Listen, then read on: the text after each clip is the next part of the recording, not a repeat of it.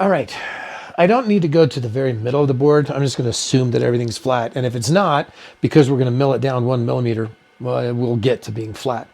One of the things that I like to do as a trick, you can do the standard sticky note paper. However, because of this light in the back, I find that because we're working on wood and we're working on setting up our parameters, if I just look for the tip to touch the shadow, I'm pretty much close to being 0. So I use that light, and then I look at my perspective down here, and I'm pretty darn close to being at 0. So then I'll go ahead and set that at 0Z for my first reference, and then I'll continue working on the rest of that. Now let me explain what I've got set up here. I have my end mill down, and I have eyeballed it to the center. There's a little bit of a nub based on how that single flute is set up, and I've got that right over the edge. Now you may say, but you know what, that's not very a machinist accurate. I totally agree. However, because we are going to be milling over here, I don't have to find this reference point again. It will remember G54, even if I shut the machine down and come back tomorrow. I can come back and double check it, and it will keep in memory that G54. Is that a good practice? No. But for students, especially in terms of the work coming back to, we're working with a piece of wood. We're doing all of our milling out here. This is our first and only reference point for all the work that we're doing. So I'm going to go ahead and eyeball it for X, and I'm going to eyeball it for Y. Yes, I can put it against the edge and use the paper method. That's totally satisfactory. But I think for simplicity, sometimes if we get students to really think about, are you observing everything in detail? Sometimes that's the most critical skill for students to learn. Can you critically look at things and see problems before anything ever is turned on? So that will be one thing that'll be helpful, hopefully, for them to be practicing, looking at, and then when we come back and we touch the edge or we feel the edge, that's going to be another indicator of feedback. Is this accurate? Is this not accurate? I'm going to go ahead and finish setting this up. All right, I've checked my computer screen. I've got my facing ready to be loaded and up for our first process.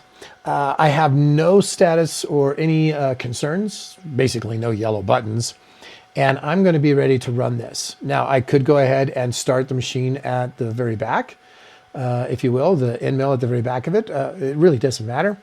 I have everything up in terms of Z-axis. I did a G30, so I'm clear, ready to rock and roll, and it already knows where it is going to be running. So let's go ahead and get this started.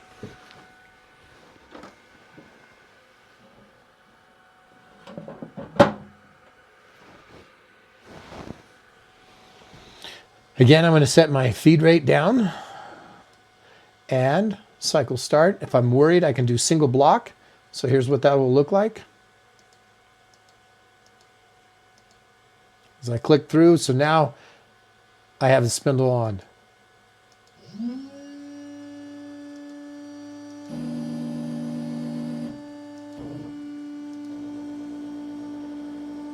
That looks like a great starting point, especially when I view the lines. I'm going to go ahead and take my speed up. I'll just do it about 75%.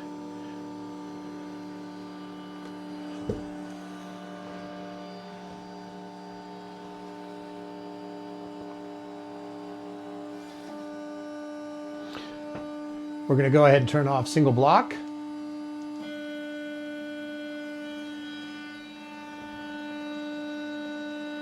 That looks to be good. I'm going to go ahead 100%.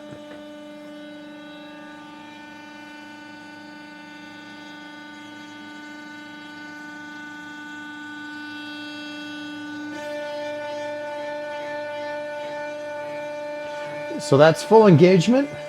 It didn't bog down hardly at all.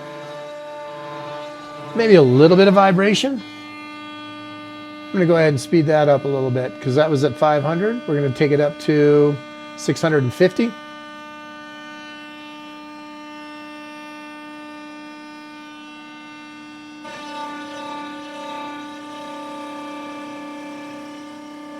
Chips look a little bit bigger. They're slightly larger if I look down here along the edge. And I believe we could probably go just a little bit faster, so let's take it up to 700.